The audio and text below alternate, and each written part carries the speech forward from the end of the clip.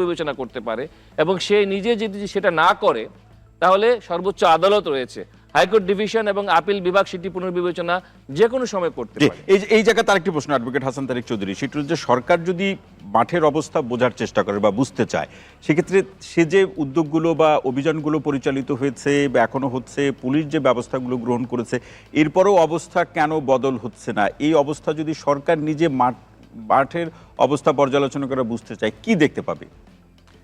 মাঠের যে আসল ক্রাইসিসটা তো হলো আমাদের টোটাল সিস্টেম আউট অফ অর্ডারে চলে গেছিল এবং সিস্টেমকে রিস্টোর করার জন্য যাদের সাপোর্ট দরকার ছিল সেটা হলো পলিটিক্যাল পার্টি, যে কারণে আমি সংকটের শেকড়টা পলিটিক্যাল পার্টির দিকে ইঙ্গিত করলাম।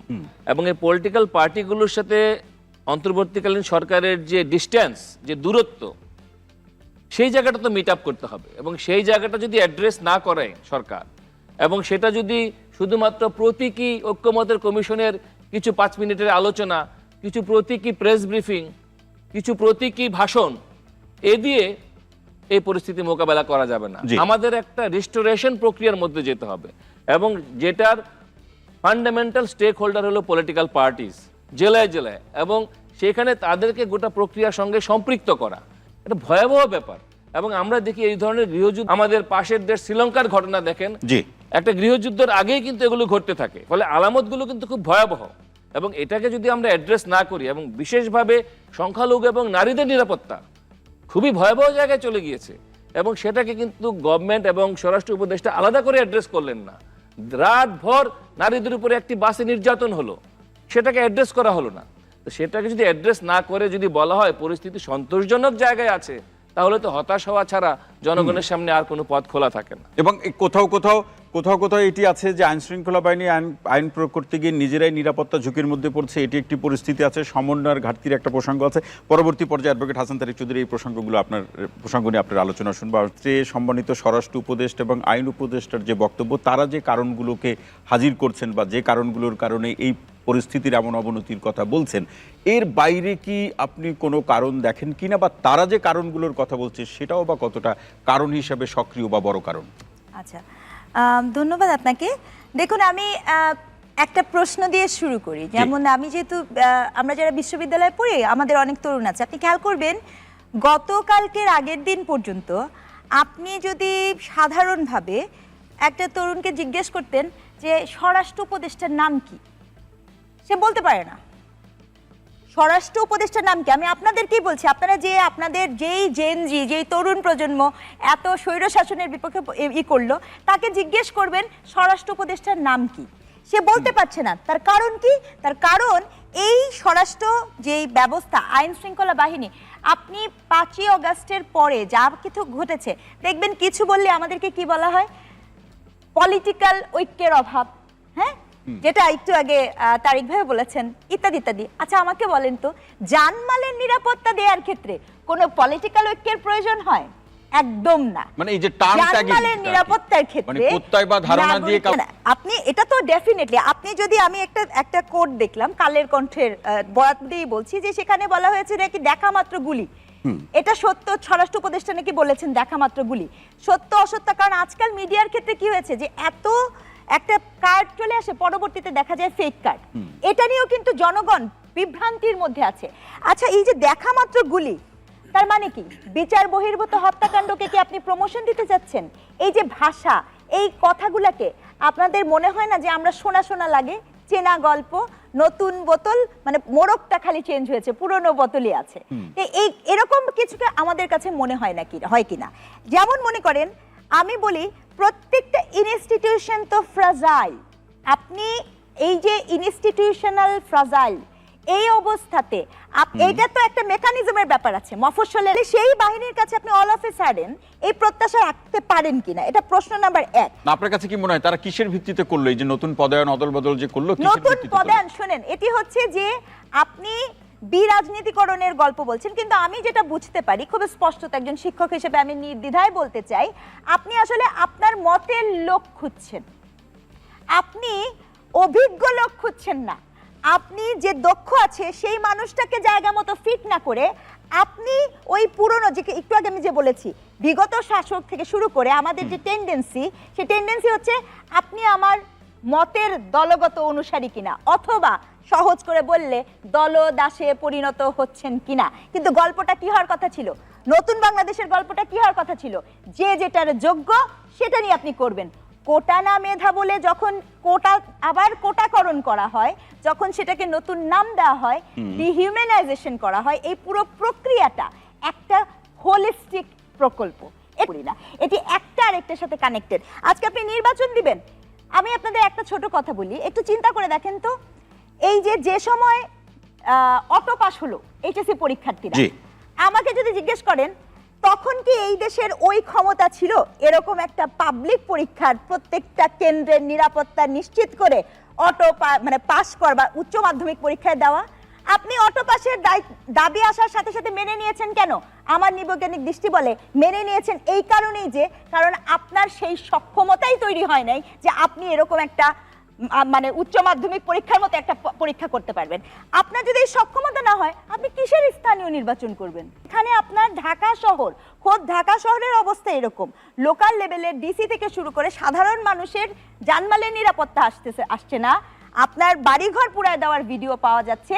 সেখানে আপনি এই নির্বাচন স্থানীয় নির্বাচন অথবা জাতীয় নির্বাচন, sorry, this are the political rhetoric, at the same time কালক্ষেপণ, অর্থাৎ নতুন দল আসবে দেখে কিংস পার্টি করব দেখে। ডক্টর রিজওয়ানা করিম স্নিগ্ধা, অসংখ্য ধন্যবাদ। আরও আলোচনা শুনবো। মুনিরা শারমিন আসতে চাই। আমি আপনার কাছে আসছি, একজন দর্শক আছে, তার প্রশ্ন নিয়ে আমি আপনার কাছে ফিরছি। প্রিয় দর্শক, কে আছেন পরিচয় দিয়ে প্রশ্ন করুন। জি, আমি শামসুল আরিফিন ফেনী থেকে বলছি। আপনাকে অনুষ্ঠানে স্বাগত জানাচ্ছি। জি, আপনাকেও ধন্যবাদ জানাচ্ছি, আলোচক সকলকে ধন্যবাদ জানাচ্ছি। জি আচ্ছা, আমি একটু প্লিজ আমাকে একটু সময় দিন। জি বলুন। জি, আমি প্রথমত বলতে চাই, আইন শৃঙ্খলা পরিস্থিতির চরম অবনতি হয়েছে।